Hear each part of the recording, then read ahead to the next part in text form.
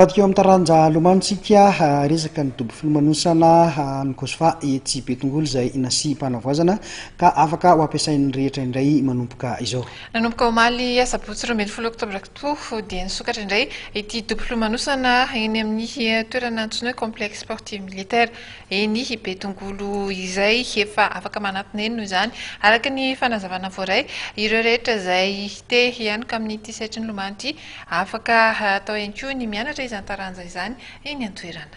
Sokatra manomboka ny asabotsy 12 ny volana oktobra 2013 ny piscine Betongolo ka toy izao avy ny fandarana makasika ny bain public. Ny talata maraina larobia sabotsy lahady dia amin'ny 4 ka hatramin'ny 9. Ny amin'ny larobia hariva izay natokana ho an'ny mpianatra izay tsy mianatra eo dia manomboka amin'ny 2 ora ka hatramin'ny 4 ora hariva. Ny asabotsy dia manomboka amin'ny 12 ora ka hatramin'ny 3 ora.